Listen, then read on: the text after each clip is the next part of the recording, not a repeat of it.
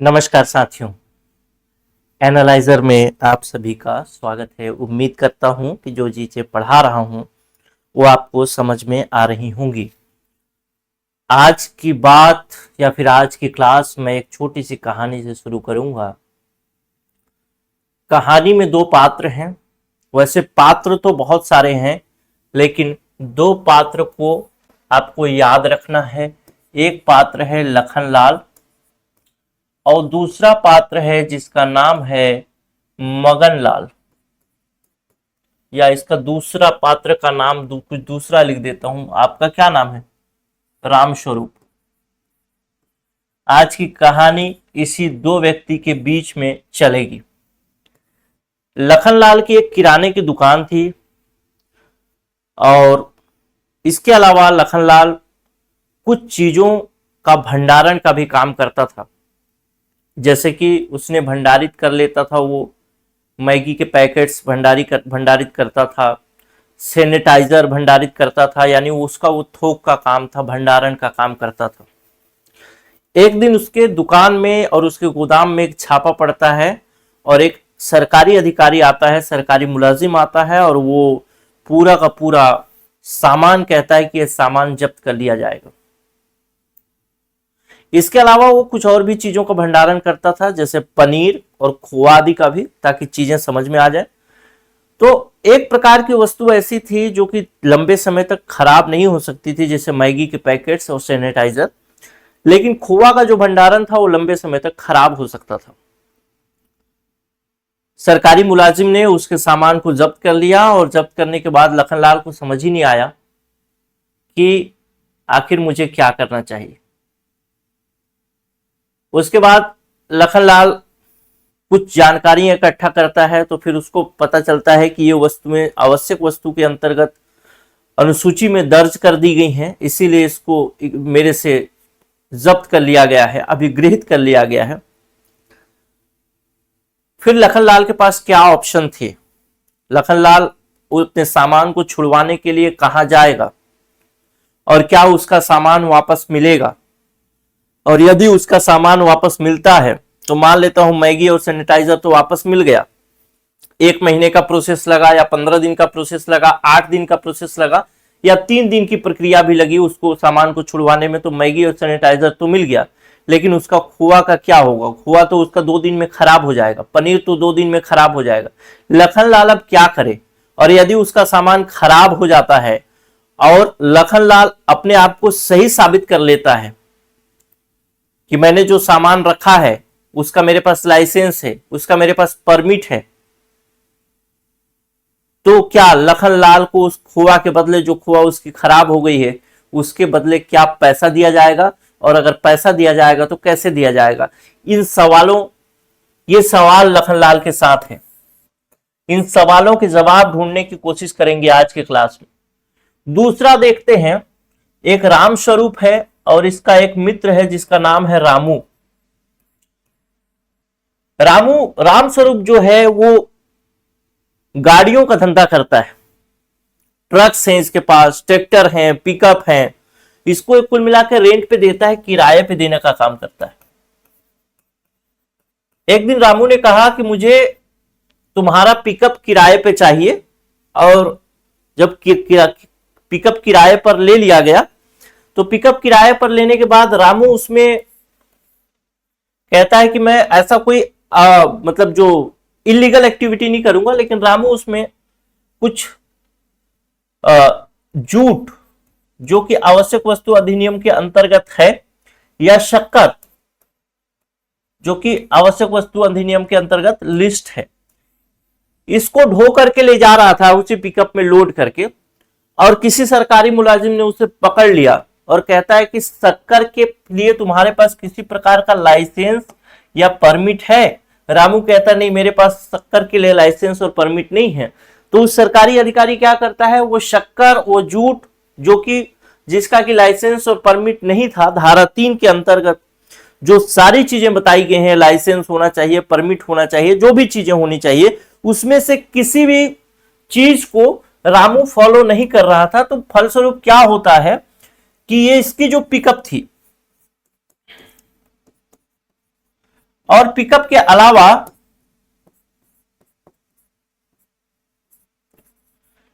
के अलावा जो है साथ में साथ जो शक्कर यानी आवश्यक वस्तु जो था, उस आवश्यक वस्तु को अधिकारी क्या कर लेता है, जब्त कर लेता है। अब तो रामू के पास वही बात हो गई जैसा लखनलाल के पास था। रामू क्या करेगा, अपने सामान को छुड़वाने की कोशिश करेगा, चाहे वो झूठ हो चाहे शक्कर हो, अपने आप को सही साबित करने की कोशिश करेगा। लेकिन राम स्वरूप की इसमें क्या गलती कि उसके पिकअप को जब्त कर लिया गया रामू के कारनामों की वजह से, जबकि राम स्वरूप को इसकी कोई जानकारी भी नहीं। तब अब राम स्वरूप के पास क्या ऑप्शन है, इन्हीं सब विषयों पर आज के इस वीडियो में हम कंप्लीट बातचीत करने वाले हैं। आप लिखिएगा धारा 6, आवश्यक वस्तु अधिनियम के अंतर्गत धारा 6। अब इस धारा 6 के अंतर्गत हमें कुल 4-5 पॉइंट्स पढ़ने हैं।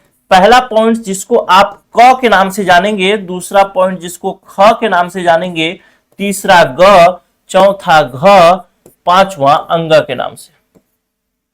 अगर इंग्लिश में कहें तो ए, बी, सी, डी और ई के नाम से।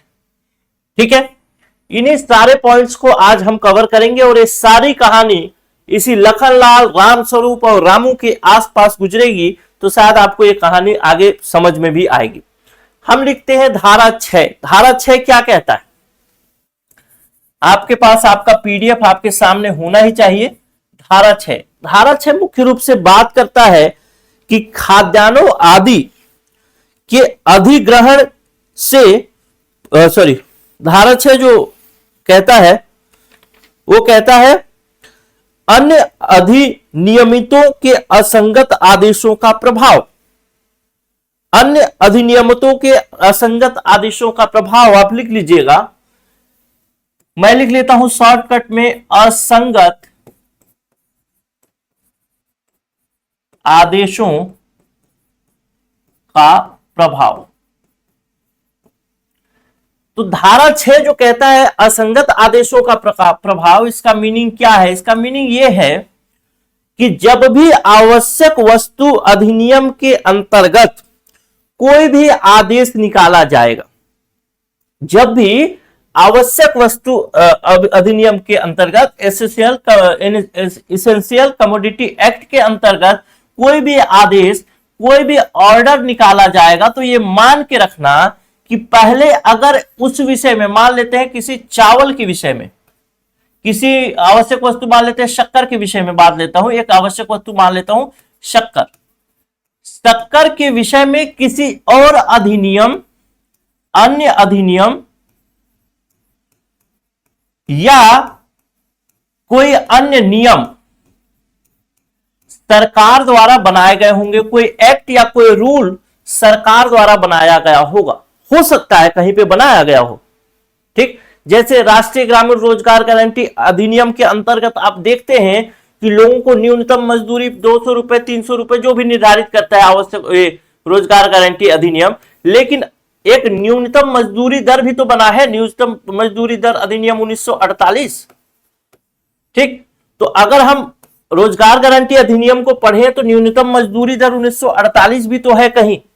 ठीक, तो उसी प्रकार से आवश्यक वस्तु अधिनियम को पढ़ते हैं तो हो सकता है आवश्यक वस्तु के विषय में या किसी भी वस्तु के विषय में, जैसे शक्कर के विषय में ही सरकार ने कोई अधिनियम या कोई नियम पहले से बना के रखा होगा, तब की स्थिति में कहता है कि अगर पहले से कोई अधिनियम लागू है या पहले से कोई नियम लागू है, तो भी ये वाला जो नियम है, इस आवश्यक वस्तु अधिनियम के अंतर्गत जो भी आदेश दिए जाएंगे, जो भी ऑर्डर दिए जाएंगे, वह पहले माना जाएगा,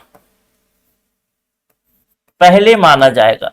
यानी कहना यह चाहता है कि इस अधिनियम के द्वारा दिया गया आदेश किसी अन्य अधिनियम की वजह से प्रभावित नहीं होगा। वह आदेश जो अन्य अधिनियम, अन्य दूसरे एक्ट का आदेश है, वह आदेश निम्न कोटि का होगा और यह आदेश उच्च कोटि का होगा। यहां पे देख लेता हूं, यहां पे एक डायग्राम के माध्यम से बना देता हूं तो आपको समझ में आएगा। मान लेता हूं कि कोई आदेश जो कि शक्कर के विषय में दिया गया, शक्कर के विषय में दिया गया। तो एक तो आवश्यक वस्तु अधिनियम essential commodity service, essential commodities क्या बोलते हैं अधिनियम एक्ट के अंतर्गत 1955 के अंतर्गत दिया जाता है, और कोई अन्य अधिनियम के अंतर्गत दिया जाएगा। अन्य मतलब कोई भी होगा, उससे छोड़ दो। तो हमारा मान्य कौन सा होगा, यही वाला मान्य होगा, ये बात कहना चाहता है। समझ गए होंगे। किसी वस्तु के विषय में इस अधिनियम के अलावा कहीं और भी नियम या अधिनियम बने होंगे, वह इस अधिनियम की शक्ति को किसी प्रकार से कम नहीं करता। यानी आवश्यक वस्तु अधिनियम 1955 की शक्ति जो है सर्वोपरि है अन्य अधिनियमों से, सर्वोपरि यानी ऊपर है। ठीक, यहां तक बात समझ में आ गई होगी। यही बस छोटी सी बात कहते हैं धारा 6। अब धारा 6 का क नंबर पॉइंट देखते हैं क्या कहता है।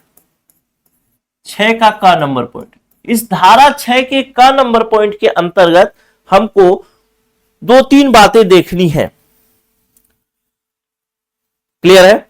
चलिए, यहां तक तो समझ में आया होगा, मेरे को लगता है ऐसा, वैसे बच्चे कहते हैं तो ठीक है।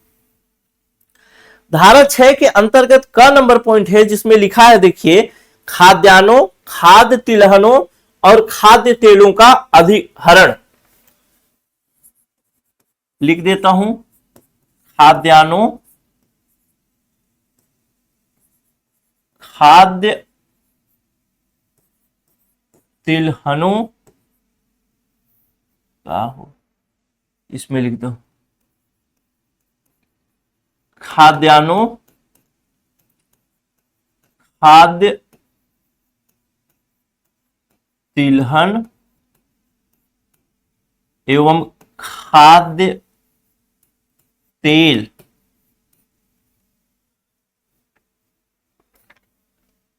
का अधिहरण।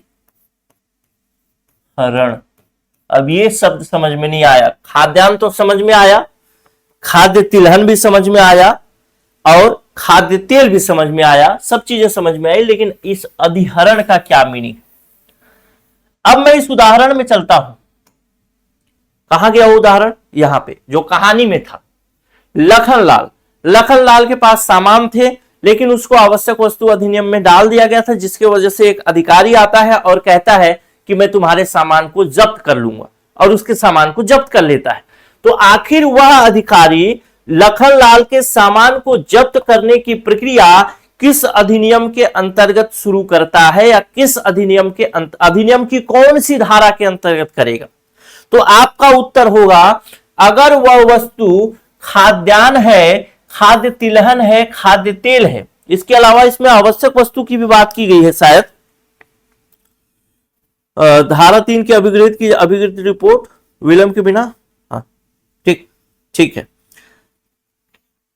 ये केवल इतना ही कहता है, ये देखिए इतना तो लिखा है, लेकिन इसके अलावा भी चीजें इसमें हैं।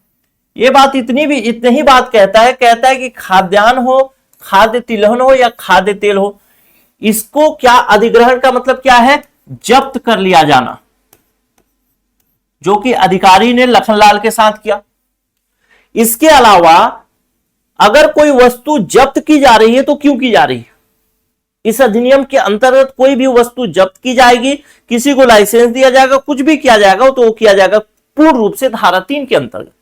धारा 3 में ही सारी चीजें बताई गई। तो अगर कोई दुकानदार, कोई उत्पादक, कोई भंडार करने वाला धारा 3 के उपबंधों को या किसी उपबंधों को या किसी संपूर्ण उपबंध को फॉलो नहीं करता, सभी नियमों को फॉलो नहीं करता, तब की स्थिति में उसके साथ धारा 6 के अंतर्गत कार्यवाही की जाएगी।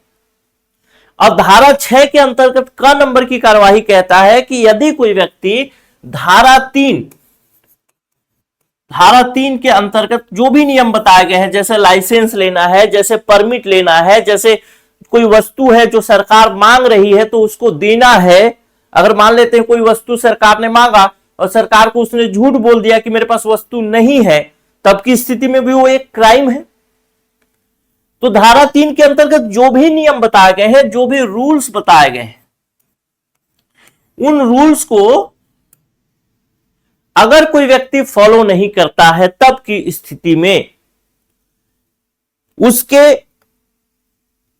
सामान को, उसके वस्तु को जब्त कर लिया जाएगा। ठीक है, जाहिर सी बात है उसके वस्तु को क्या किया जाएगा, जब्त कर लिया जाएगा। खाद्यान्न हो, खाद्य, इस पर फोकस मत करिएगा, खाद्यान्न, खाद्य तिलहन, खाद्य तेल, धारा 3 के अंतर्गत कोई भी वस्तु होगी, सामान्य तौर पर आवश्यक वस्तु ही होगी, कोई भी वस्तु होगी जो कि धारा 3 के बताए गए नियमों से मेल नहीं खाता, उसके वस्तु को जब्त करने की कार्यवाही धारा 6 क के अंतर्गत की गई है। और धारा 6 क के अंतर्गत पहला नंबर पॉइंट कहता है कि मान लेते हैं किसी अधिकारी को यह अधिकार दे दिया गया, पहला नंबर पॉइंट, किसी अधिकारी को यह अधिकार दे दिया गया, यहां लिख देता हूं, भूल जाएंगे नहीं तो, धारा 3, धारा 3 क्या उल्लंघन करता है या फिर इसके रूल्स को नहीं मानता तब की स्थिति। तो किसी अधिकारी द्वारा जब उस वस्तु को जब्त कर लिया जाएगा तब वह अधिकारी क्या करेगा, वस्तु को गया और लखनलाल की दुकान से उठा लिया, जब्त कर लिया। या फिर दूसरा केस जो था, दूसरा केस जिसमें राम स्वरूप था, जिसकी गाड़ी थी किराए की और इसमें रामू का सामान जा रहा था, तो गाड़ी सहित जब्त कर लिया। दोनों ही कंडीशन में, दोनों कंडीशन में, इन बोथ कंडीशन, सबसे पहला काम क्या होगा उस अधिकारी का, तो वो अधिकारी, पहला नंबर पॉइंट बताता है कि वह जो भी अधिकारी इसको जब्त करेगा, जब्त करने के बाद तत्काल यानी तुरंत, इसको लिख सकता हूं अविलंब, आपके धारा में अधिनियम में लिखा है अविलंब, मानी बिना देरी के, तत्काल मतलब बिना देरी के एक सूचना देगा, सूचना देगा किसको, कलेक्टर को। अब यहां पे प्रश्न ये आता है कि यहां पर ये कलेक्टर कौन है,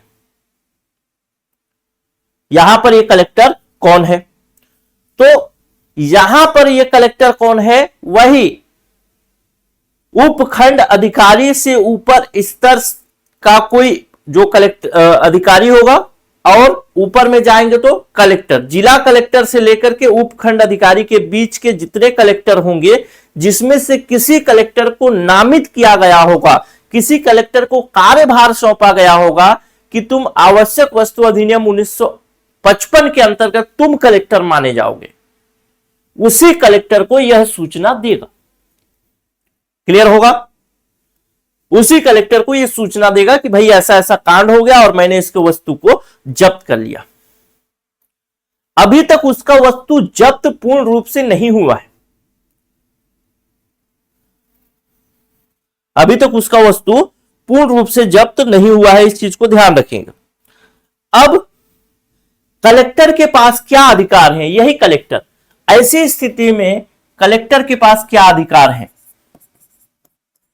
किसी छोटे अधिकारी ने वस्तु जब्त कर ली है, अब कलेक्टर क्या करेगा, तो सबसे पहला काम तो वो करेगा कि जो वस्तु जब्त की गई है, जो भी वस्तु जब्त की गई है, जो आवश्यक वस्तु है, उसको देखेगा कि वो आवश्यक वस्तु है या नहीं। पहला नंबर पॉइंट, जो आवश्यक वस्तु है। दूसरा नंबर पॉइंट कहता है कि वो वस्तु जिसमें रखा था, यानी पात्र, आपके अधिनियम में लिखा है ऐसे पैकेज, अवेष्टक या पात्र जिसमें आवश्यक वस्तु पाई जाए। जैसे मान लेते हैं कोई एक व्यक्ति है जो कि तेल रखा है, ठीक, तेल रखा है जो कि जर्किन में रखा है, जेरिकेन में रखा है, या फिर किसी में रखा है, मान लेते हैं अपने घर के कुकर में रखा है, किसी में भी रखा हो, वह उसका पात्र माना जाएगा। कोई मान लेते हैं मैगी है, तो मैगी को किसी कार्टून में रखा गया है, तो उसका क्या माना जाएगा, पात्र, यानी सामान रखने का कोई भी चीज जिसको आप पात्र मानेंगे। तो दूसरा पॉइंट कहता है कि पात्र, पात्र यानी जिसमें सामान रखा गया था, जिसमें सामग्री रखी गई थी। और तीसरा नंबर पॉइंट कहता है, अब आ जाइए राम स्वरूप के केस में, कि यदि कोई गाड़ी हो, चाहे वो पशु गाड़ी हो, चाहे सामान्य गाड़ी हो, या पशु हो जिसमें सामान ले जाया जा रहा था, हो सकता है ना किसी गाय किसी बैल के ऊपर ही सामान डोल के ले जाए, तो कोई पशु हो या पशु से बना कोई पशु गाड़ी हो, पशु गाड़ी या कोई भी वाहन हो, ट्रक हो सकता है, ट्रैक्टर हो सकता है, साथ ही साथ जलयान हो सकता है, जल जहाज, हवाई जहाज भी हो सकता है, कुछ भी हो सकता है, किसी भी प्रकार से परिवहन का साधन, ब्रैकेट में अगर लिख दूं परिवहन का साधन। ठीक, ये 3 पॉइंट है। वस्तु या तो कहीं रखी गई होगी, एक तो पहली बात, पहला वस्तु होगा, वस्तु को किसी में रखा गया होगा, तो ऐसा नहीं कि कोई तेल रखा है एक तो जर्किन में किसी डब्बा में, तो कोई गया अधिकारी बोलता है कि तेल आवश्यक वस्तु के अंतर्गत आता है, तो वो बोलता है कि नहीं जाओ, तो ठीक है तुम अपना डब्बा ले आओ, मैं तेल दे देता हूं, फिर वो अधिकारी जाकर डब्बा लेने, वैसा नहीं, वो डब्बा सहित ले आएगा। ठीक, तीनों को कलेक्टर जो होगा वो उसको अगर लगेगा कि अगर ये वस्तु सच में जब्त करने योग्य है, तो कहेगा कि फिर तीनों को जब्त कर लिया जाए। तीनों मतलब आवश्यक वस्तु, पात्र जिसमें सामान रखा गया था, पशु, गाड़ी, वाहन, जलयान, जो भी हो परिवहन का साधन था, तीनों को जब्त करने का अंतिम आदेश पारित कौन करेगा? ध्यान रखिएगा, अधिकारी ने अभी केवल लिया है, तो कलेक्टर जो है जब्ती का अंतिम आदेश पारित करने का अधिकारी होगा। अंतिम आदेश क्लियर है? अच्छा, मान लेते हैं कोई व्यक्ति है जो कि खुद सरसों उगाता है, तिलहन का कोई प्रोडक्ट उगाता है, कोई खाद्यान्न फसल उगाता है, तो क्या ऐसी वस्तु को भी यदि आवश्यक वस्तु के अंतर्गत किसी खाद्यान्न फसल को रखा जा सकता है, किसी तिलहन फसल को रखा जा सकता है, यानी क्या बोलते हैं उसको, तिलहन, खाद्य तिलहन को रखा जा सकता है। तो अगर किसी आवश्यक वस्तु के अंतर खाद्य तिलहन को रख दिया गया, सरसों को, और यदि कोई फार्मर, कोई किसान क्या उसको पैदा कर रहा है, तो कोई अधिकारी जाएगा और उसका सामान लेकर के आ जाएगा? नहीं, यहीं पे आपको अपवाद जानना है। ठीक, यहीं पर आपको अपवाद जानना है कि क्या है अपवाद। तो ये जो है, अगर कोई किसान है, तो किसान के मामले में अगर वह खाद्यान्न का उत्पादन करता है या खाद्य तिलहन का उत्पादन करता है, तिलहन में तेल शामिल नहीं है, जब तिलहन में से तेल निकाल लिया जाएगा, सरसों शामिल है, सरसों का तेल शामिल नहीं है, ध्यान रखिए। तो अपवाद की बात करूं, अगर जब्ती के विषय में अपवाद की बात करें, तो पहला अपवाद तो यही आता है, जब्ती के विषय में अपवाद। पहला अपवाद जो है वो वस्तु से संबंधित है। वस्तु में कौन कौन सी वस्तुएं हैं? पहला तो खाद्यान्न वस्तु है, और दूसरा है खाद्य तिलहन। लेकिन शर्त क्या है? इन दोनों को किसी के द्वारा उत्पादित किया गया हो। कुल मिला के उत्पादित करने वाला कौन हो सकता है? किसान हो सकता है। ठीक, उत्पादित किया गया हो, तो ऐसी वस्तुओं को जब्त नहीं किया जा सकता। क्लियर होगा? ऐसी वस्तुओं को जब्त नहीं किया जा सकता। अब दूसरे केस में चलता हूं। दूसरा जो अपवाद है वह है वाहन से संबंधित। वाहन से संबंधित, वाहन से संबंधित अपवाद के लिए फिर से पीछे वाले पेज में चलते हैं और मैं आपको दिखाता हूं कि राम स्वरूप की गाड़ी लेकर के गया रामू। अब रामू ने उसमें जो भी आवश्यक वस्तु की ढुलाई की, लेकिन राम स्वरूप को कुछ पता नहीं है। तो दूसरा केस आता है, अपवाद जो है वो वाहन से संबंधित है, और वाहन से संबंधित अपवाद कहता है कि भाड़े या माल या यात्रियों के ले जाने वाली प्रयुक्त किसी गाड़ी, वाहन, पशु, जो भी हो, जो भी चीजें यहां पर थी, ध्यान रखिएगा, जो भी चीजें यहां पर थी, कोई पशु, कोई गाड़ी, कोई वाहन, कोई जल जहाज, कोई हवाई जहाज, कोई भी परिवहन का साधन, ऐसा वाहन जो कि किराया पर चलाया जाता हो, किराया पर, रेंट पर चलाया जाता हो, फेयर पर चलाया जाता हो, ठीक, रेंट पर चलाया जाता हो, किराया, आप लोग समझ जा रहे हैं, ऐसा कोई वाहन किराया पर चला जाता हो, जैसे रामू ने राम स्वरूप का गाड़ी लिया किराए पर। ऐसी स्थिति में क्या उसके गाड़ी को राम स्वरूप के गाड़ी को जब्त किया जाएगा? तो आपका उत्तर होगा हां भी और नहीं भी। हां जब्त किया जा सकता है और नहीं भी किया जा सकता है। हां किस केस में किया जा सकता है? हां मतलब जैसे ही गाड़ी कलेक्टर ने आदेश दिया तो जब्त कर ली जाएगी, इसका उत्तर हां है। लेकिन कलेक्टर एक क्या दे सकता है? विकल्प, विकल्प दे सकता है। विकल्प क्या होगा? विकल्प के माध्यम से वो चाहे तो अपनी गाड़ी को छुड़वा सकता है। कैसे छुड़वाएगा? तो जितना भी आवश्यक वस्तु लेकर के जा रहा था उसका गाड़ी, जैसे मान लेते हैं शक्कर लेकर के जा रहा था 50 किलो, 50 किलो शक्कर का उस दिन मार्केट में रेट जो था 50 रुपए किलो के हिसाब से ही था, तो उस शक्कर का पूरा मूल्य जो हो गया वो 2500 रुपए हो गया। ध्यान रखिएगा, जो भी आवश्यक वस्तु है उस आवश्यक वस्तु के बाजार मूल्य के बराबर, आवश्यक वस्तु या वस्तु के बाजार मूल्य के बराबर।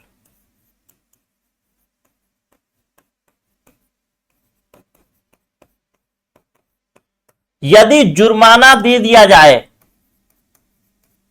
फाइन लगा दिया जाए, जुर्माना दे दिया जाए, तो वह अपनी गाड़ी को छुड़ा सकता है, यानी उसकी गाड़ी हमेशा से वहां पर नहीं रहेगी, वह जुर्माना देकर के अपनी गाड़ी छुड़ा सकता है। दोनों केस हमने समझ लिए, क्लियर होगा? अभी तक हमने क्या समझा? अभी तक हमने समझा कि धारा 6 के अंतर्गत क्या कहता है कि कोई भी अलग से अधिनियम जो होगा वह इसमें इंटरफेयर नहीं करेगा, आवश्यक वस्तु अधिनियम सबसे ऊपर माना जाएगा।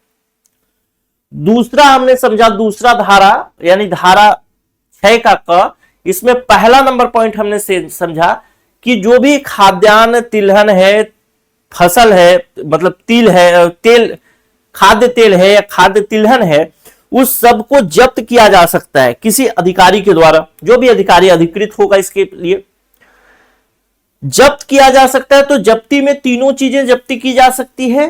पहला तो वो वस्तु जब्ती किया जा सकता है, दूसरा वो वस्तु जिसमें रखा गया था वो भी जब्त किया जाएगा, और तीसरा अगर परिवहन से जा रहा है तो परिवहन का जो साधन होगा उसको भी जब्त कर लिया जाएगा। लेकिन जब्ती के विषय में अंतिम आदेश पारित करने का अधिकार किसको होगा? कलेक्टर के पास ही होगा। अधिकारी केवल उसको अपने पास रखेगा, लेकिन कलेक्टर ही अंतिम आदेश उसके विषय में जारी करेगा। दो हमने इसमें अपवाद देखे कि यदि कोई भी खाद्यान्न है या खाद्य तिलहन है जिसको कि किसान द्वारा उत्पादित किया गया तो उसको जब्त नहीं किया जा सकता। और यदि गाड़ी किराए की है तब की स्थिति में क्या होगा?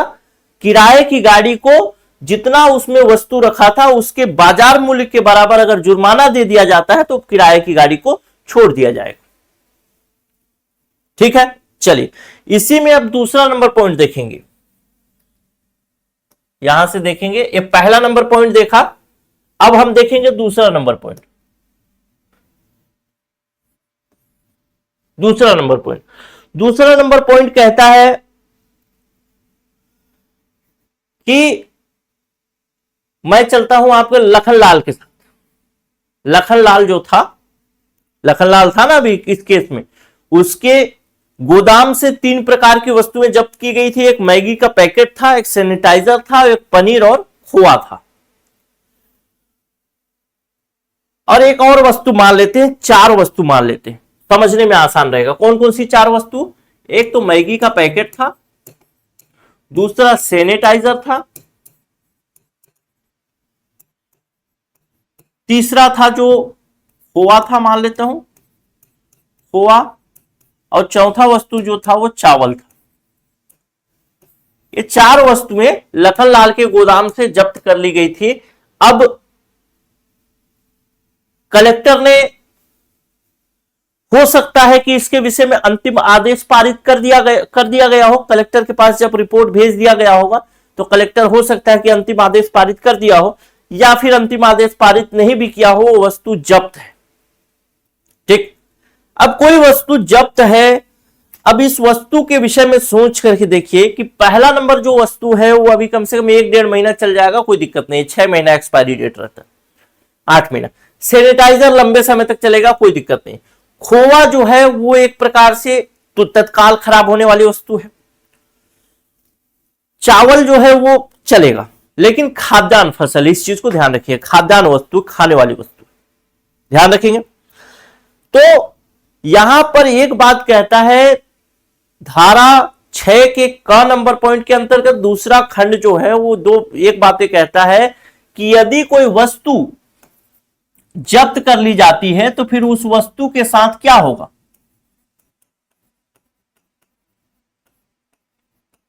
क्या होगा? इसमें पहला नंबर पॉइंट कहता है कि ऐसी वस्तु होगी जो कि ऐसा भी हो सकता है जो कि शीघ्रता से खराब हो जाए, शीघ्रता से खराब होने वाली वस्तु।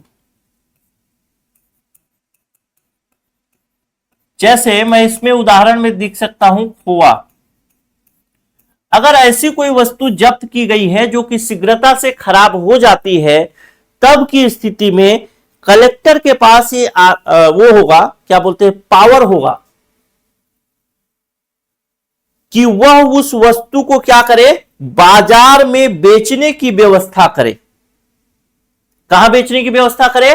पहला नंबर पॉइंट इसमें किस तरीके से बेच सकता है कि सीधा सीधा बाजार में बेच सकता है। जब बाजार में बेचने की कोशिश करेगा या उसके लिए अधिसूचना या फिर आदेश निकालेगा कलेक्टर, तो इसका मूल्य क्या होगा?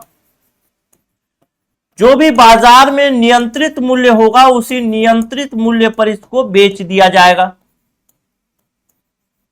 नियंत्रित मूल्य मतलब जो उसका वास्तविक मूल्य होगा, जो जैसे जमाखोरी कर दिए तो 10 का चीज 20 में बेच रहे हैं, लेकिन वो 10 का ही तो है, तो 10 रुपए में ही बेच दिया जाएगा मार्केट में।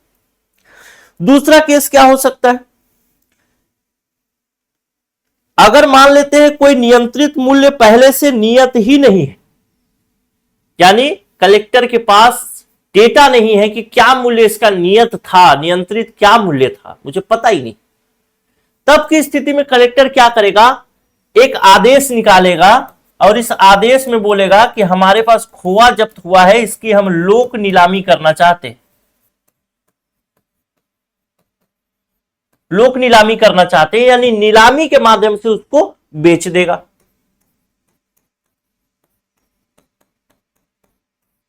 ठीक, अभी हम बात की है क्या? ऐसी वस्तु जो कि शीघ्रता से खराब हो सकती है।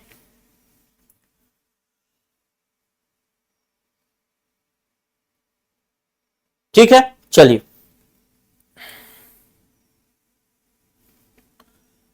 और तीसरा प्रकार का वस्तु, और भी दूसरा वस्तु देखें। बाकी ये मैगी और सैनिटाइजर का क्या होगा, तो मैगी सैनिटाइजर वैसे ही पड़ा रहेगा, बाद में देखेंगे उसका जो भी होगा। अब दूसरा प्रकार का वस्तु जो है वो है चावल। यहां पर यानी चावल कैसा है? खाद्यान्न वस्तु है। तो अगर खाद्यान्न वस्तु है जैसे चावल, तब की स्थिति में इस चावल का क्या होगा? तो कलेक्टर क्या करेगा? इस चावल को वितरित कराने का काम करेगा। कैसे वितरित कराने का काम करेगा? तो जो पीडीएस सिस्टम होता है, सार्वजनिक वितरण प्रणाली, उस सार्वजनिक वितरण प्रणाली की दुकान के माध्यम से इस चावल को जब्त कर लिया जाएगा, मतलब दे दिया जाएगा इस सार्वजनिक वितरण प्रणाली को, और यही पीडीएस जो होगा वही इसको बांटने का, बेचने का काम होगा। जो भी रेट होता होगा पीडीएस का, उसी रेट से उसको बांटवा दिया जाएगा। क्लियर है? यहां तक बात क्लियर हो गई होगी। जो भी राज्य सरकार ने रेट तय किया है पीडीएस के माध्यम से, वही रेट से वो बिक जाएगा। अब दो तीन बातें हैं मेरे दोस्त। अब देखो, इसमें देखिए, शीघ्रता से खराब होने वाला वस्तु था जिसको हमने देखा खोआ। इसको हमने, अगर रेट था तो रेट से बेच दिया, कोई भी नियंत्रित मूल्य था उससे, कंट्रोल वैल्यू था, कंट्रोल जो प्राइस था उसमें नहीं था तो हमने नीलामी के माध्यम से बेच दिया। तो यहां पे दो बातें तो है। देखिए, अगर मूल्य उसको बाजार में बेचा जा रहा है तो भी बेचने के लिए कोई एक आदमी तो होगा जो जाएगा बाजार में, बात करेगा, या फिर जो भी उसके आने जाने का पेट्रोल का खर्च है, या फिर बहुत सारी और भी खर्चे हैं, कागज, ये वो, समय, तीन तरफ। अगर वो वस्तु नीलामी के माध्यम से की जाती है तब तो फिर नीलामी अलग बात है। नीलामी के लिए कुर्सियां मंगाई जाएंगी, वस्तु रखने के लिए टेबल मंगाया जाएगा, लाइट मंगाया जाएगा, लाउड स्पीकर लगाया जाएगा, ऐलान किया जाएगा कि नीलामी हो रही है। इन सब चीजों में कुछ ना कुछ तो खर्च आएगा ही आएगा ना। इस चीज को ध्यान रखिएगा कि कुछ ना कुछ खर्च आएगा, और उसके विषय में हम बात करेंगे इसी के तीसरे नंबर पॉइंट में। जो भी वस्तु किसी भी माध्यम से बेची गई हो, जो वस्तु जब्त की गई थी और दूसरे नंबर पॉइंट में देखा उसको बेचा गया, किसी भी माध्यम से बेचा गया, तो विक्रय का जो मूल्य मिलेगा, विक्रय का मूल्य जो मिलेगा, प्राइस जो मिलेगा, जो भी पैसा मिलेगा वो अलग बात है। जितना भी पैसा मिले, उस पैसा में से जो भी खर्च हुआ है, खर्च मतलब जैसे नीलामी के लिए खर्च हुआ, जैसे मार्केट में बेचने के लिए खर्च हुआ, तो जो भी पैसा आएगा, आगम होगा, उस पैसा से माइनस कर देंगे खर्च को, और खर्च करने के बाद खर्च को माइनस करेंगे तो क्या होगा, वास्तविक पैसा प्राप्त हो जाएगा। और यही वास्तविक पैसा, यही वास्तविक रुपए जो होंगे, धन राशि जो होगा, इसी के विषय में हम आगे अब बात करेंगे। यही वास्तविक राशि, वास्तविक अमाउंट के विषय में हम बात करने वाले हैं अब। ठीक, यहां तक ध्यान रखिएगा कि जो भी वस्तु बिक्री कर दी गई, उस वस्तु के बदले सामान, उस वस्तु के बदले हमको पैसा मिला है, और उसी पैसा में से जो भी उस वस्तु को बेचने में खर्च लगा है, उस खर्च को घटा करके जो भी वास्तविक पैसा आएगा, वास्तविक राशि जो आएगी, राशि गलत लिखा है क्या, राशि शायद ऐसा ही होता है ना, ये गलत है शायद, राशि ऐसा होगा, पता नहीं, मैं भूल गया, यही होना चाहिए। इसी पर सारा का सारा जो है आगे की बात होगी। इसको हम लिख सकते हैं नेट अमाउंट। इसी नेट अमाउंट पर हम सारा बात करेंगे। क्लियर है? अब यहां पर देखिए, इस केस में पहला नंबर पॉइंट कहता है कि 3 पॉइंट कहे गए। इसमें कहता है कि पहला पॉइंट कहता है कि जहां अधिग्रहण कोई आदेश कलेक्टर द्वारा अंतिम रूप से पारित नहीं किया गया है। दूसरा कहता है धारा 6 ग की उपधारा 1 के अधीन अपील में पारित आदेश से ऐसी अपेक्षा की जाती है। और ग कहता है कि ऐसा आदेश जो होता है वो दोष मुक्त हो जाता है, मतलब कोई भी व्यक्ति जिस पर आरोप था वो दोष मुक्त हो जाता है, वहां उसके स्वामी या उस व्यक्ति को जिसका अधिग्रहण किया गया था संदत्त किया जाएगा। 3 बातें इसमें लिखी गई है। पहला कहता है कि कलेक्टर ने अंतिम आदेश पारित नहीं किया था, समझेंगे अभी, लेकिन पहले लिख देता हूं, कलेक्टर ने अंतिम आदेश पारित नहीं किया था। दूसरा नंबर पॉइंट कहता है कि उस व्यक्ति ने अपील किया, और अपील के अंतर्गत धारा 6 का ग नंबर पॉइंट के अंतर्गत, मतलब ग के 1 के अंतर्गत ऐसा आदेश मिला है अपील के विरोध में कि उसको लौटाना चाहिए। तीसरा नंबर पॉइंट कहता है कि यदि जिस पर आरोप लगे थे वह दोष मुक्त हो जाता है। तीनों ही स्थिति में इसका जो मालिक था, पहले मालिक जो था, स्वामी जो था, उसको यह पैसा लौटा दिया जाएगा। समझने की कोशिश करेंगे, कंफ्यूज बिल्कुल नहीं होना है। इस वाले केस में चलते हैं, चलिए। हाँ, यहां मान लेते हैं किसी अधिकारी ने कोई सामान जब्त किया। सामान जब्त करने के बाद वह दो सामान जब्त करता है, एक तो चावल करता है और एक खोआ करता है। उसने कलेक्टर को भेजा एक आदेश, मतलब एक जानकारी भेजी तत्काल प्रभाव से। कलेक्टर साहब उस समय व्यस्त थे थोड़ा, तो उन्होंने कहा एक काम करो यार, तुम इसमें से एक काम करते हैं, जो खराब होने वाली वस्तु है ना, तत्काल खराब होने वाली वस्तु, उसको पहले बेच देते हैं। खोआ को बेच दिया। और अभी इस पर अंतिम निर्णय लेने में मेरे पास थोड़ा अंतिम आदेश पारित नहीं कर पाऊंगा, तो हमें काम करते हैं, चावल को भी पीडीएफ में दे देते हैं। दे दिया, ठीक, दोनों बातें हो गई। या चावल को नहीं दिया, खोआ बस को बेच दिया। अंतिम आदेश पारित होने में समय लगेगा, ठीक। अंतिम आदेश कलेक्टर पारित करेंगे अंतिम रूप से सोच विचार करके, तो 8 दिन का समय लग जाएगा, 10 दिन का समय लग जाएगा, सारी चीजों को देखना पड़ेगा। अब उतने समय में तो खोआ खराब हो जाएगा। तो जब खोआ खराब हो जाएगा तो ऐसी स्थिति में कलेक्टर साहब का विवेक काम करेगा, तो करेंगे क्या, बोलेंगे कि हम खोआ को पहले क्या करते थे, बेच देते।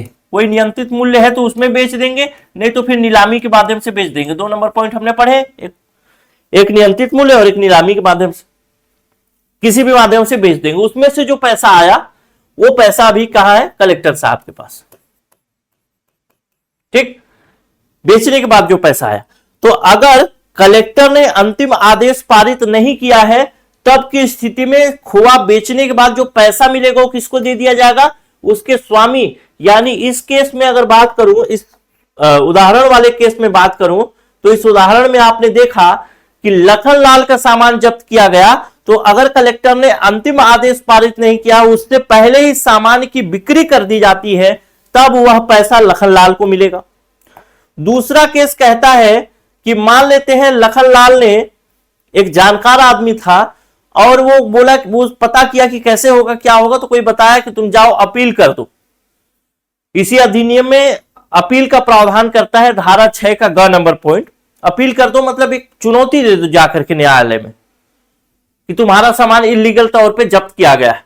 अब अपील किया, अपील करने के बाद न्यायालय ने आदेश दिया, बताया कि नहीं भाई, ये जो जब्ती हुई है वह जो है अवैधानिक है, इलीगल है, और कहा कि जो भी इसका जब्ती हुआ था वो सामान इसको वापस कर दिया जाए। तो जो अधिकारी जब्त किया था वो खड़ा हुआ, बोला थर थर बोलता कि नहीं भैया, सामान तो कलेक्टर साहब ने बेचवा दिया। कोई बात नहीं, कलेक्टर साहब ने अगर सामान बेचवा दिया तो तुम एक काम करो, उसके बदले जो पैसा मिला होगा ना, वो पैसा वापस करो। तो दूसरे केस में भी पैसा कहां मिल जाएगा, स्वामी को मिल जाएगा। तीसरे केस में प्रकरण चलता है, सरकार ने सामान वापस कर लिया, मतलब कलेक्टर साहब ने सामान जब्त कर लिया, जब्त करने के बाद उसको बेच दिया। जैसे भी बेचा, चाहे तो नीलामी के माध्यम से, चाहे जिस भी माध्यम से, अगर वो खाद्यान्न वस्तु था तो पीडीएस यानी सार्वजनिक वितरण प्रणाली के माध्यम से, किसी भी माध्यम से बेच दिया।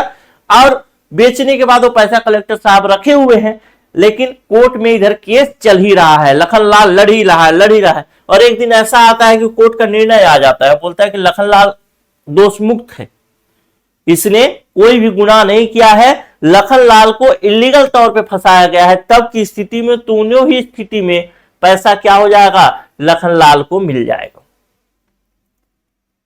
ठीक है, तो मुख्य रूप से धारा 6 का जो क नंबर पॉइंट है वह 3 बातों पर विचार करता है। पहला बात पर विचार करता है कि सामान की जब्ती, दूसरा बात पर विचार करता है सामान के विक्रय, और तीसरे बात पर विचार करता है कि सामान का विक्रय होगा जाएगा तो उसका पैसा किसको दिया जाएगा।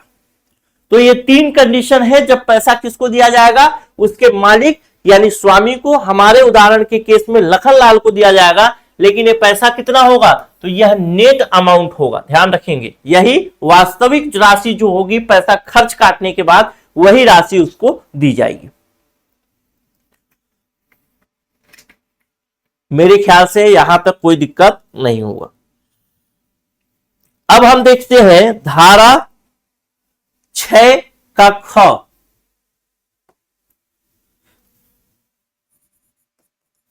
धारा 6 का ख नंबर पॉइंट, धारा 6 का ख नंबर पॉइंट कहता है खाद्यान्नों आदि के अधिहरण से पूर्व हेतु दर्शित करने के का दिया जाना, दर्शित सूचना का दिया जाना। आप लोग लिख लीजिए, मैं इतना लंबा नहीं लिख रहा हूं, मैं शॉर्ट फॉर्म में लिख दूंगा।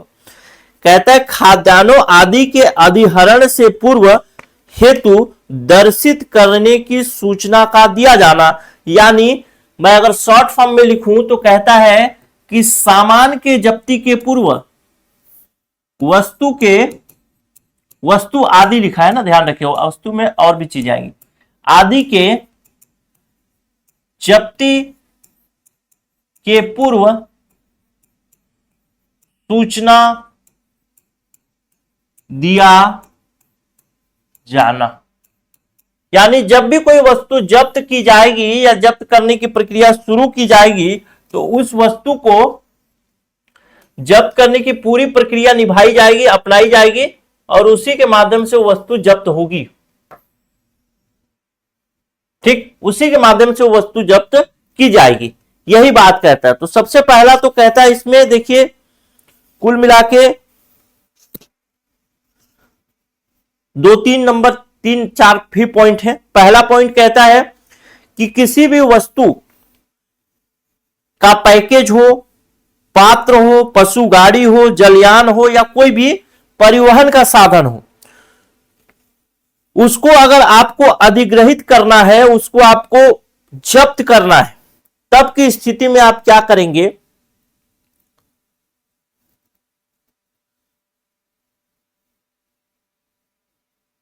हाँ, कहता है कि जब आपको किसी भी आवश्यक वस्तु के विषय में बात करें या फिर वस्तु का पैकेज, वस्तु का पात्र या गाड़ी, ये तीनों चीजें, कौन कौन सी तीनों चीजें, ये तीनों चीजें कहां गया, ये कोई आवश्यक वस्तु वो जिसमें रखा था वो, या फिर गाड़ी, ये तीनों चीजें आपको जब्त करनी है। तो जब्त करने से पहले आप कौन कौन सी कार्यवाही करेंगे या कौन कौन सी क्या चीजें करेंगे कि वह जब्ती सही मानी जाएगी, वैलिड मानी जाएगी।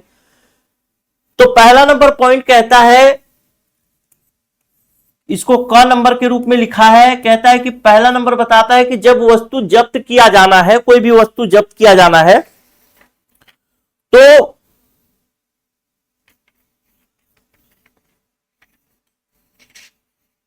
एक मिनट, हाँ, कोई भी वस्तु जब्त किया जाना है तो का नंबर पॉइंट कहता है कि कोई भी वस्तु जब्त किया जाना है उसका आधार क्या है। आधार क्या है मतलब वो वस्तु क्यों जब्त की जा रही है, इसके विषय में आप सूचना में लिखेंगे।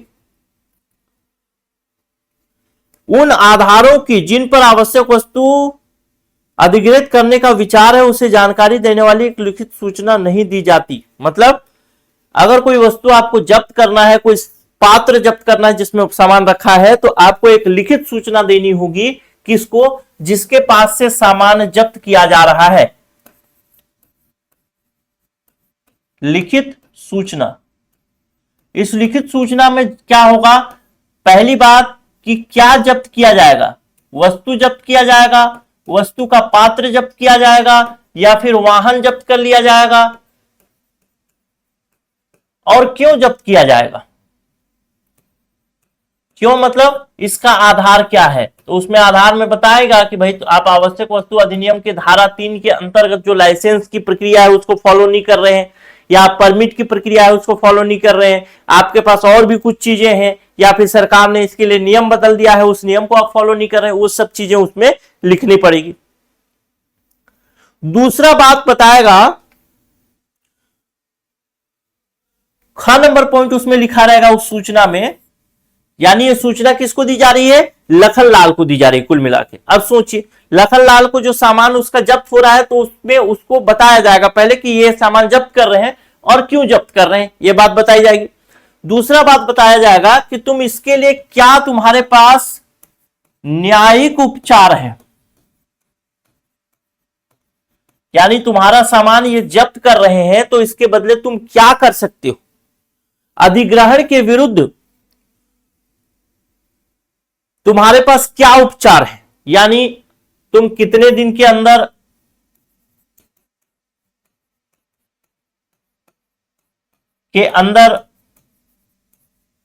इसके खिलाफ अपील कर सकते हो। या फिर दूसरा नंबर पॉइंट अगर बात करूं, कहां अपील कर सकते हो।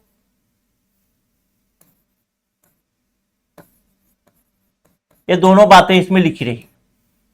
और ग नंबर पॉइंट कहता है कि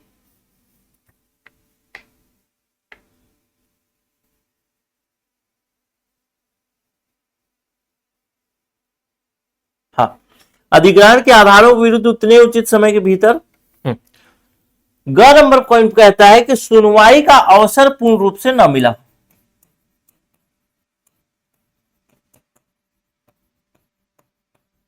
ठीक, ये 3 पॉइंट्स को जब फॉलो किया जाएगा तभी किसी वस्तु को या किसी जो गाड़ी वगैरह है उस सब को जब्त किया जा सकता है, जो सामान पात्र में रखा है उस पात्र को जब्त किया जा सकता है। अगर 3 पॉइंट को फॉलो नहीं किया जाता तब की स्थिति में यह माना जाएगा कि यह जब्ती जो है कानून सम्मत नहीं है, यानी गैर कानूनी है।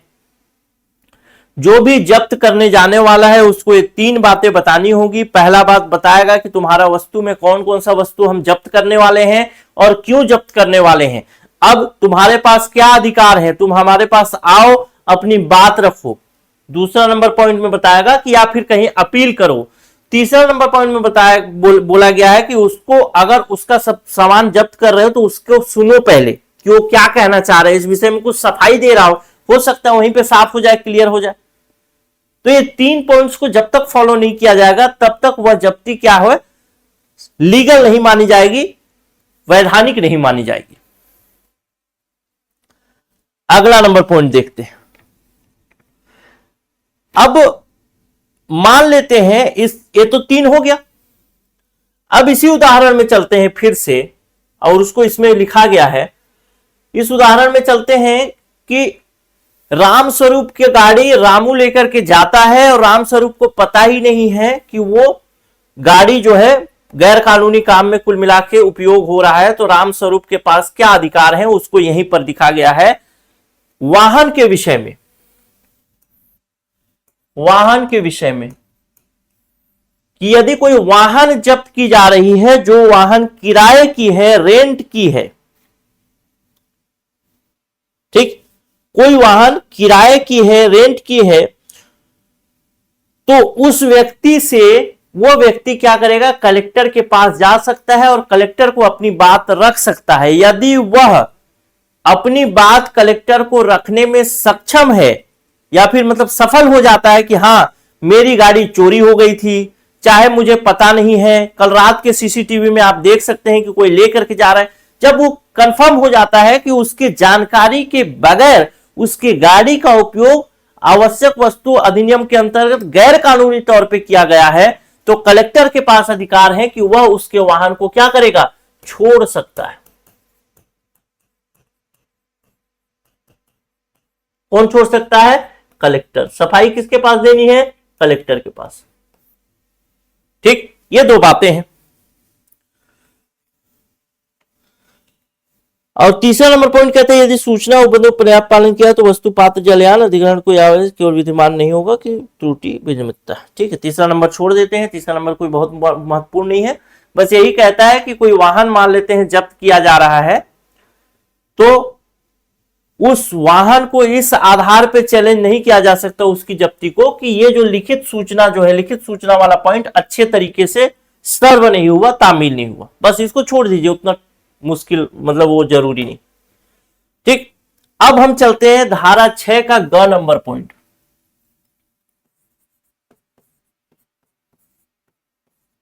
धारा 6 का ग नंबर पॉइंट कहता है अपील के मामले में। अपील सामान्य तौर पर ही आप जान जाएंगे कि अपील का क्या मतलब है, और इसी अपील के मामले में धारा 6 का ग नंबर पॉइंट कहता है कि जिस दिन किसी व्यक्ति की गाड़ी मतलब सामान आवश्यक वस्तु जब्त कर लिया जाता है, वैसी स्थिति में व्यक्ति कहां जाएगा? न्यायालय के पास जाएगा। व्यक्ति कहां जाएगा? व्यथित व्यक्ति जो होगा, व्यथित मतलब जो इसमें पार्टी है, व्यक्ति जो हो कहां जाएगा? न्यायालय के पास।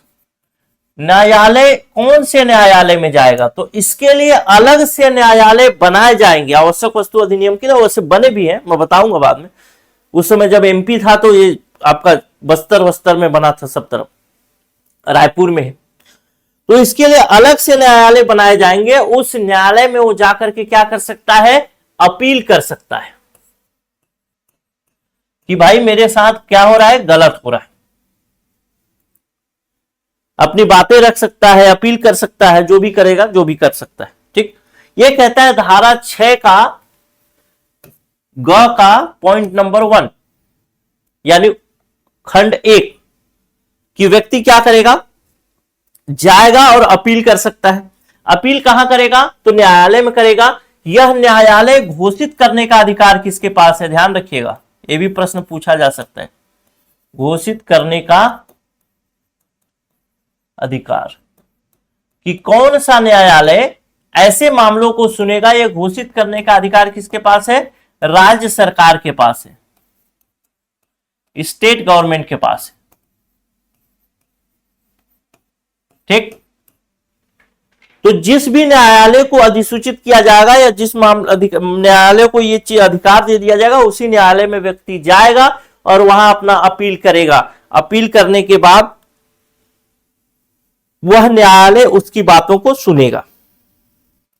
अब मान लेते हैं न्यायालय उसकी बात को सुना। अब न्यायालय उसकी बात को सुनने के बाद क्या क्या कर सकता है? ठीक, तो न्यायालय तो 2-3 चीजें मुख्य रूप से कर सकता है। पहला कर सकता है जिसको कहेंगे पुष्टि। दूसरा कर सकता है जिसको कहेंगे आप, अगर यहां की भाषा में कहें तो आप कहेंगे पुष्टि, उपांतरित। अभी बता दूंगा हिंदी में भी और अंग्रेजी में भी बता दूंगा आपको। अंग्रेजी बहुत जरूरी है, जो हिंदी मीडियम वाले हैं उनको भी। उपांतरित। और तीसरा कर सकता है जो कि कर सकता है बालित। बालित, ये 3 शब्द का प्रयोग किया गया। पुष्टि, पुष्टि का मतलब होता है कि कंफर्म हो गया। पुष्टि का मतलब क्या है? कंफर्मेशन, यानी न्यायालय ने उसका जो उसके ऊपर जो आरोप लगा था उस आरोप को क्या पाया? सही पाया। ठीक, दूसरा केस ये हो सकता है कि न्यायालय ने उसके ऊपर जो आरोप लगे थे उन आरोपों को ना तो सही पाया ना तो गलत पाया, यानी पूर्ण रूप से सही भी नहीं है और पूर्ण रूप से गलत भी है। यानी कुछ आरोप सही थे और कुछ आरोप गलत थे, यानी इसको बोलेंगे कंफर्मेशन। लिख लीजिएगा, इंग्लिश मीडियम, हिंदी मीडियम भी। इसको बोलेंगे क्या? मॉडिफिकेशन, मॉडिफाई कर देगा तो मॉडिफिकेशन यानी उपांतरित करना। तो कुछ आदेश अगर गलत थे तो उसको बोलेगा कि इसको सही करो, और कुछ सही थे तो उसको फिर वो आरोप सिद्ध करेगा। तीसरा है जो कि बालित है। बालित का मतलब होता है दोष मुक्त।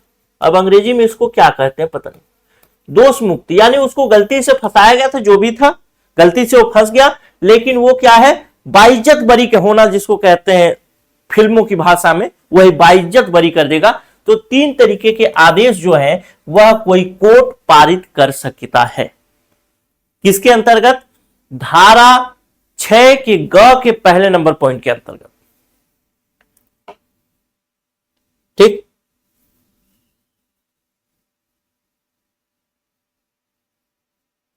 समझ गए यहां तक? अब मान लेते हैं कोई व्यक्ति गया मान लेते हैं वही लखनलाल गया और लखनलाल ने न्यायालय में अपील की और अपील करने के बाद कौन सा न्यायालय होगा, तो राज्य सरकार नामित करेगा। हो सकता है राज्य सरकार इसके लिए अलग से न्यायालय बनाए, या हो सकता है कि राज्य सरकार किसी न्यायालय को यह अधिकार दे दे कि तुम इस मामले को भी सुनोगे। ठीक, दो हो सकते हैं। पहला तो न्यायालय अलग हो सकता है और पुराना जो न्यायालय है उसी पुराना न्यायालय में कहे कि इस पुराना न्यायालय में ही चीजों को सुन लिया जाए। दोनों बातें हो सकती है राज्य सरकार के द्वारा। तो पहला केस हुआ कि पुष्टि कर दिया यानी कंफर्म कर दिया, यानी अब उसको सजा होगी, या फिर जो भी उसके आरोप मतलब वो सिद्ध हो गया, वो कंफर्म है कि उसने दोषी था, लखनलाल दोषी था। जब दोषी था तो कोई मामला ही नहीं बनता। और अगर दोषी नहीं है यानी मॉडिफिकेशन कर दिया जाता है, मतलब कि थोड़ा सा दोषी है थोड़ा सा नहीं है। और तीसरा बालित कर दिया जाता है यानी दोष मुक्त कर दिया जाता है, तो इसके लिए आता है इसी का सेकेंड नंबर पॉइंट, यानी धारा 6 का ग का दूसरा नंबर पॉइंट।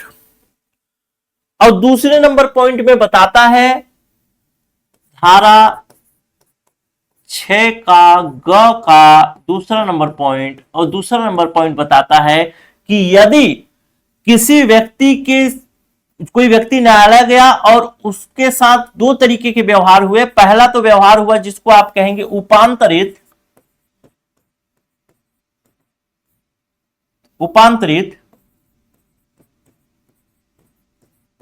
और दूसरा व्यवहार जो हुआ जिसको आप बोलेंगे, क्या बोलते हैं उसको, अभी बताया था हिंदी में, बालित।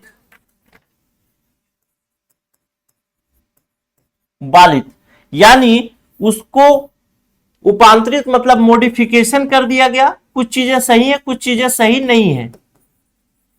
और बालित मतलब उसको सजा मुक्त कर दिया गया, बाइज्जत बरी कर दिया गया। दोनों ही केस में अब ध्यान रखिएगा उसका सामान क्या है, जब्त तो हो चुका है पहले ना, अब वो केस लड़ रहा है, अपील किया है, तो सामान तो कलेक्टर साहब या तो बेच दिए हैं या तो उन्हीं के पास है, जो भी होगा।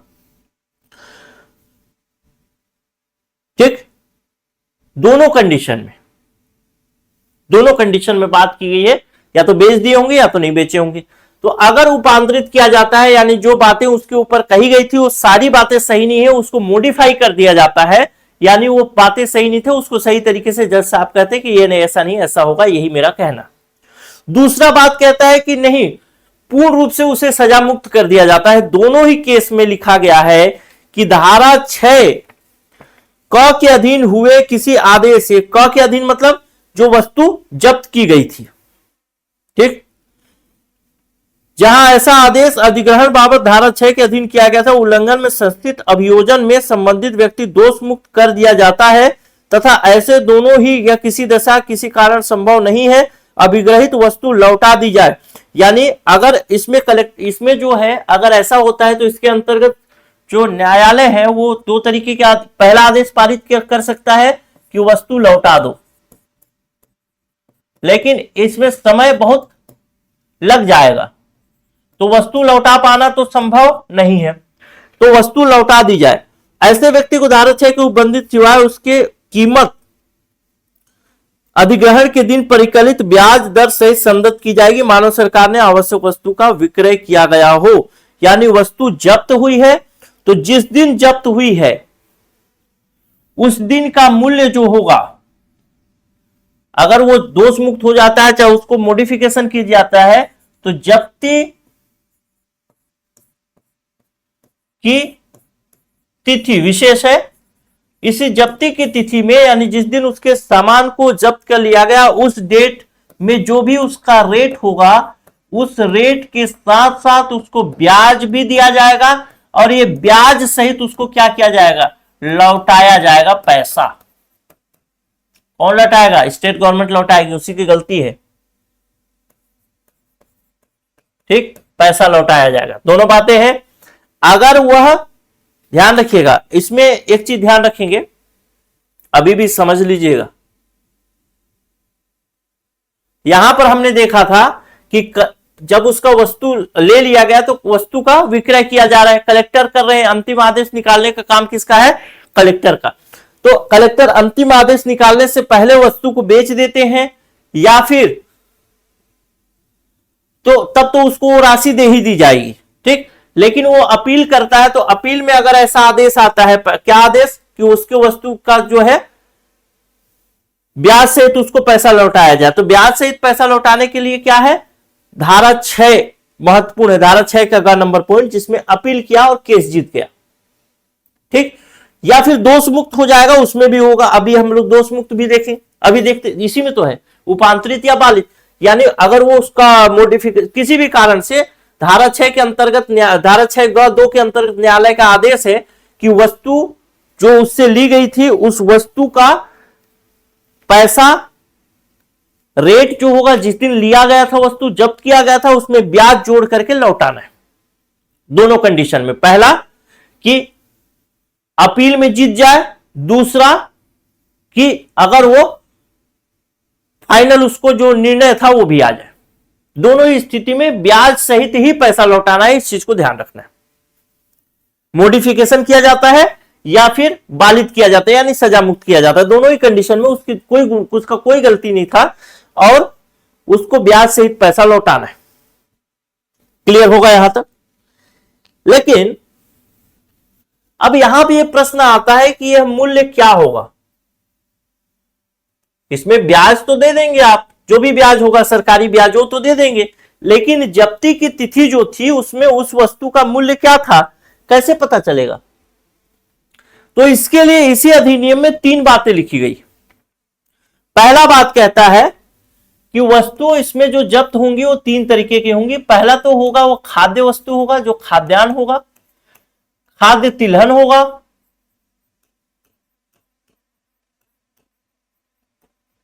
या फिर खाद्य तेल होगा। अगर तीनों में से कोई है तो धारा 3 की उपधारा 2 खंड ख, अरे यार, धारा 3 की उपधारा 2 के खंड ख के अंतर्गत कार्यवाही की जाएगी, यानी इसी के आधार पर रेट पैसा जोड़ा जाएगा। अब ये धारा 3 की उपधारा 2 का खंड ख पढ़ाया हूं, आप लोग अपने इसमें जाके देख लीजिएगा क्या है वहां पे लिखा हुआ, थोड़ा सा पॉज करके ही देख लीजिएगा अभी, तो आपको याद भी हो जाएगा, ठीक। दूसरा कहता है कि अगर दूसरा वस्तु जो है चीनी है, तो चीनी की दशा में धारा 3 की उपधारा 3 के खंड ग के अंतर्गत कार्यवाही की जाएगी, यानी पैसा जोड़ा जाएगा, रेट जो जोड़ा जाएगा। और अगर वस्तु आवश्यक वस्तु है तब की दशा में पैसा धारा 3 की उपधारा 3 के अंतर्गत जोड़ा जाएगा और इसी में ब्याज जोड़ करके फिर पैसा लौटा दिया जाएगा। यहां तक बातें मेरे ख्याल से क्लियर होंगी, अब इसमें कोई डाउट नहीं होगा, ठीक। धारा 6 ग में 2 ही पॉइंट है। पहला पॉइंट जो है वो कहता है कि अपील कैसे की जाएगी, तो अपील किसी न्यायालय में की जाएगी और फिर उसके बदले जो भी निर्णय आएगा उस निर्णय के बारे में लिखा गया धारा 6 ग के दूसरे नंबर पॉइंट। यहां तक बात मेरे ख्याल से क्लियर हुआ। अब देखते हैं धारा 6 का घ नंबर पॉइंट, ये क्या कहता है। ये कहता है कि अधिहरण के अधिनिर्णय का दंडों में बाधा न करना। कहता है कि यदि कोई वस्तु अधिग्रहित कर ली गई, यानी कलेक्टर द्वारा इस अधिनियम के अधीन किसी अधिहरण के दंड दिए जाने को निवारित नहीं किया जाए तो प्रभावित व्यक्ति अधिनियम का भागी है। कलेक्टर द्वारा इस अधिनियम के अधीन किसी अधिहरण अधिनिर्णय किसी ऐसे दंड दिए जाने को निवारित नहीं करेगा जो प्रभावित व्यक्ति उस अधिनियम के अधीन भागी है। ये दोहरा बात कहता है यार, बहुत मजेदार अधिनियम है सच में। क्या कहता है, पहला बात तो उसमें देखा हमने, कहता है कि धारा 3 के अंतर्गत, अभी देखा था ना, धारा 6 में देखा था, धारा 6 में क्या बताया था कि धारा 3 के अंतर्गत इस अधिनियम के अंतर्गत जितनी भी शक्तियां हैं किसी दूसरे अधिनियम की वजह से कम नहीं होगी। आवश्यक वस्तु अधिनियम 1955 की शक्तियां किसी दूसरे अधिनियम के से कम नहीं होगी। लेकिन यह कहता है कि सजा के बारे में, सजा। और बहुत अच्छी बात कहता है, दोहरा मजा है इस अधिनियम में। कहता है कि मान लो कलेक्टर ने कोई वस्तु जब्त कर लिया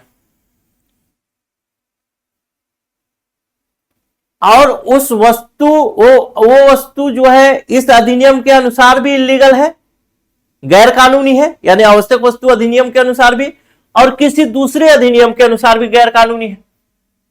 मान लेता हूं सैनिटाइजर है, यह सैनिटाइजर आवश्यक वस्तु अधिनियम 1955 के अनुसार भी गैर कानूनी है और किसी दूसरे अन्य अधिनियम के अनुसार भी गैर कानूनी है। तब की स्थिति में कहता है कि अगर कलेक्टर उसको जब्त कर रहा है तो इसका मतलब ये नहीं है कि अन्य अधिनियम में उसको जो सजा मिलना था वो सजा नहीं मिलेगा, वो सजा भी मिलेगा और जब्ती भी होगी। तो धारा 6 अगर आप देखेंगे तो कहता है कि दूसरा अधिनियम इसके पावर को कम नहीं करेगा। अगर धारा 6 का घ देखेंगे तो कह रहा है कि दूसरे अधिनियम का सजा कम नहीं करेगा। क्लियर होगा? आप देखेंगे धारा 6 का अंदर नंबर पॉइंट, ये क्या कहता है? खूबसूरत बात कुछ कह सकता है क्योंकि आखिरी पॉइंट है। कहता है कतिपय मामलों में अधिकारिता का वर्जन, यानी कहता है कि इसके अंतर्गत न्यायालय जो है वो इंटरफेयर नहीं कर सकते। जैसे कुछ वस्तु को जब्त किया जा रहा है तो आप उस समय न्यायालय नहीं जा सकते। जब कभी कोई आवश्यक वस्तु धारा 3 के अधीन किए गए आदेश के अनुसरण में अभिग्रहित की जाएगी तो धारा 6 क के अधिग्रहण के लंबित रहने के दौरान ऐसा कोई पैचकेज आवश्यक वस्तु पाई जाती है, ऐसा कोई जलयान जिसमें वस्तु को ले जाया जा रहा है अभिग्रहित किया जाता है, यथा स्थिति कलेक्टर धारा 6 के अधीन राज्य सरकार आवश्यक वस्तु पर कब्जे के संबंध में आदेश जारी करने की आवश्यकता होगी। किसी प्रतिकूल के बात होते हुए न्यायालय प्रतिकारी की अधिकारिता नहीं होगी। मतलब कहना यह चाहता है कि वस्तु को जब्त करना, वस्तु को बेचना, सारी चीजें करने के बीच में आप इंटरफेयर नहीं करेंगे। आप केवल अपील कर सकते हैं, न्यायालय में जाएंगे, उसके बीच में आप न्यायालय मतलब उसके बीच में कुछ नहीं कर सकता, ये कहना चाह रहा है। यही कहता है धारा 6 का अंग नंबर पॉइंट।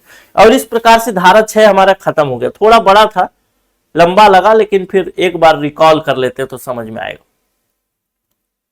हमने बात शुरू की थी लखनलाल से और राम स्वरूप से। ये तो हम लोग कहानी में देखे, हमने देखा कि धारा 6 के अंदर, अब एक बार आंख बंद करिए, अब आपको याद आएगा। आंख बंद करिए एकदम ईमानदारी से और मेरी बात सुनिए बस। धारा 6 के अंतर्गत हमको 5 पॉइंट देखने हैं। पहला पॉइंट है क, दूसरा ख, तीसरा ग, चौथा अंगा और पांचवा अंग, घ के बाद अंग। धारा 6 सबसे पहले देखते हैं। तो धारा 6 कहता है कि इस अधिनियम में जो भी शक्तियां हैं वह शक्तियां किसी दूसरे अधिनियम की वजह से कम नहीं होंगी। धारा 6 का क नंबर पॉइंट कहता है, यह मुख्य रूप से जब्ती के विषय में कहता है कि जब भी कोई व्यक्ति, जो भी अधिकारी है, वो सामान को जब्त करेगा तो क्या करेगा? सामान को जब्त करने के बाद उसकी सूचना कलेक्टर को देगा और कलेक्टर के पास क्या हो, कलेक्टर क्या करेगा? तो कलेक्टर तीनों विषय में निर्णय ले सकता है। पहला उस वस्तु के विषय में, दूसरा वो वस्तु जिसमें रखी गई थी उसके विषय में, उस वस्तु के परिवहन में किसी गाड़ी वाहन का उपयोग हुआ तो उसके विषय में जब्ती का आदेश दे सकता है। अंतिम आदेश पारित करने की स्थिति, जो अधिकार है, वह कलेक्टर के पास है। यहां तक बात समझ में आ गई होगी। अब फिर कहते हैं कि जब्ती के विषय में अपवाद। अपवाद क्या है? तो पहला अपवाद यही है कि चाहे वो खाद्यान्न हो या खाद्य तिलहन हो। ध्यान रखिएगा, तेल क्या है? उद्योग के क्षेत्र में आ जाता है, इसलिए यहां पे ध्यान रखना है। ऐसे भी ध्यान रहेगा। किसान क्या उपजा सकता है? तेल तो थोड़े सीधा नहीं उपजा सकता, खाद्यान्न उपजाएगा या तो खाद्य तिलहन उपजाएगा, उससे तेल बन जाएगा। तो खाद्यान्न हो या खाद्य तिलहन हो, उसको जब्त नहीं किया जा सकता। किसान अगर उपजा के अपने पास रखा है तब की स्थिति में। अगर गाड़ी किराया का गाड़ी है और उसको जब्त किया जा रहा है तब की स्थिति में क्या होगा? पहला बात तो जब्त किया जा सकता है। दूसरा केस, अगर उसको जब्त नहीं करवाना है तो क्या करेगा? जितना भी सामान लेकर के जा रहा था उसका बाजार मूल्य के बराबर भुगतान करेगा, गाड़ी छूट जाएगा। दूसरा नंबर पॉइंट आते हैं। अगला पॉइंट कहता है कि जो आवश्यक वस्तु या फिर जो वस्तु जब्त कर ली गई थी उसके साथ क्या होगा। तो इसमें दो तरीके की वस्तु हमने देखे। पहला वस्तु जो जल्दी से खराब हो जाएंगे, जैसे खोआ देखा, जैसे पनीर देखा, कुछ भी हो सकता। उन वस्तु को जो कलेक्टर होगा उसको बेच देगा, बेचवा देगा मार्केट में, और मार्केट में बेचवाने के लिए वह नियंत्रित मूल्य का प्रयोग करेगा। और अगर नियंत्रित मूल्य पहले से घोषित नहीं है तो फिर क्या करेगा, उसको लोक नीलामी में बेच देगा। एक नीलामी की प्रक्रिया होगी, ऑक्शन की प्रक्रिया होगी, उस ऑक्शन की प्रक्रिया में उसको बेच दिया जाएगा।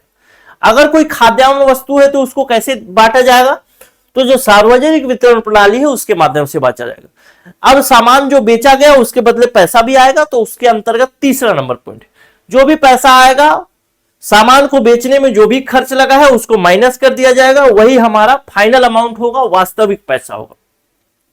वास्तविक पैसा को क्या किया जाएगा, वास्तविक पैसा पहला केस जब मालिक को लौटाया जाएगा, 3 केस में मालिक को लौटाए जाएंगे जो वास्तविक पैसा होगा।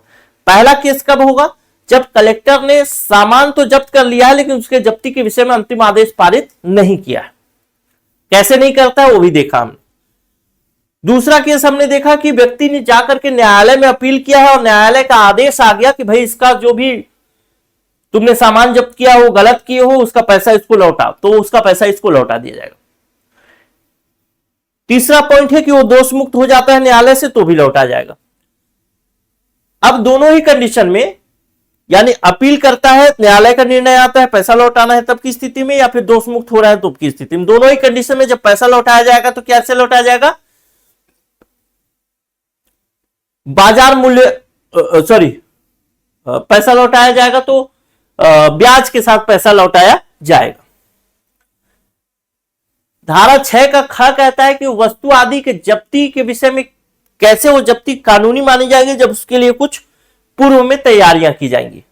तो पहली तैयारी क्या है कि जिसका सामान जब्त किया जाना है उसको हम सूचना देंगे, जो जब्ती करने वाला है, कि भाई तुम्हारा सामान क्यों जब्त कर रहे हैं और क्या क्या जब्त कर रहे हैं। दूसरा है कि उसको बताएंगे तुम्हारे पास क्या अवसर है, कैसे तुम अपना साबित कर सकते हो, न्यायिक उपचार क्या है, कितने दिन के अंदर तुम अपील कर सकते हो, और उसको सुनवाई का अवसर देंगे। अगर वो ऐसा हो जाता है, अगर ये तीनों चीजें फॉलो की गई हैं, तो फिर उसको सामान को जब्त कर लिया जाएगा। धारा 6 का ग आता है जिसमें कहता है अपील। अब अपील में एक चीज मैं भूल गया बताना, क्या बताना, जब भी ये व्यक्ति न्यायालय जाएगा तो ध्यान रखिएगा, जिस दिन वो घटना हुआ है, जिस दिन उसको पता हुआ कि मेरा सामान जब्त हो गया, उसके 30 दिन के अंदर जाना है उसको। ऐसा नहीं कि 2 साल के बाद जा रहा है। सामान जब्त हो गया ऐसा सुनता है तो 30 दिन के अंदर जाएगा। कहां जाएगा, न्यायालय में जाएगा। कौन से न्यायालय में, तो राज्य सरकार घोषित करेगी, अलग से न्यायालय बना सकती है, या पुराने न्यायालय को भी बोल सकती है कि तुम ही सुनो, और वहां जाएगा अपना अपील करेगा, बोलेगा कि भाई मेरे साथ गलत हुआ है। अब न्यायालय के पास 3 तरीके के अधिकार होंगे। न्यायालय या तो मानेगा उसको सजा, मतलब सजा दे देगा, यानी उसका जो अपराध है वो सही है। दूसरा उपांतरित कर देगा, यानी मॉडिफाइड कर देगा, बोलेगा नहीं आपने जो कहा है वो गलत है, वो ये इस तरीके से होगा। और तीसरा उसको पूर्ण रूप से सजा मुक्त कर देगा। अगर वो उसे उपांतरित या बालित करता है, यानी उसको मॉडिफिकेशन कर देता है, उसका जो भी आया था केस उसको, या फिर सजा मुक्त कर देता है, तब की स्थिति में उसको पैसा जो लौटाया जाएगा उसका रेट अलग होगा। क्या रेट होगा, खाद्य तेल के मामला में तो धारा 3 की उपधारा 2 के खंड 2 ख का रेफरेंस लिया जाएगा। चीनी की दशा है तो धारा 3 की उपधारा 3 के खंड ग का, और अगर वास्तविक वस्तु की बात है तो धारा 3 की उपधारा 3 का रेफरेंस दिया जाएगा। उसके आधार पर रेट तय होगा और फिर पैसा लौटाया जाएगा। ध्यान होगा, समझ में आया होगा। अब यहां पे आपको एक कंफ्यूजन हो सकता है, ध्यान रखिएगा। विक्रय का मूल्य जो धारा 3 मतलब ये जो 3 नंबर पॉइंट था, विक्रय का मूल्य जिसमें वास्तविक राशि हमने देखा था, इसमें आपको एक कंफ्यूजन हो सकता है। उस कंफ्यूजन में ये हो सकता है कि भाई जो भी पैसा वास्तविक पैसा बचा उसी को लौटाना है और वहां पे ब्याज के साथ लौटाना है, तो दोनों बातें अलग अलग, ध्यान रखिएगा। जब कलेक्टर अंतिम आदेश पारित नहीं किया रहेगा तब की स्थिति में जो पैसा वास्तविक राशि खर्च काट करके बचेगा वो लौटाना है, और बाकी कंडीशन में रेट जो तय होगा वो अलग अलग तरीके से तय होगा, लेकिन ब्याज उसको लौटाना है। धारा 6 का घ कहता है कि सजा जो होगा किसी और अधिनियम के अंतर्गत सजा है तो सजा कम नहीं होगी। और अंगा क्या कहता है? अंगा कहता है कि जब्ती उक्ति की प्रक्रिया होगी उस समय आप न्यायालय नहीं जा सकते। मिलता हूं अगले वीडियो में। नमस्कार, जय हिंद। उम्मीद करता हूं याद होगा। आप खोल लीजिए।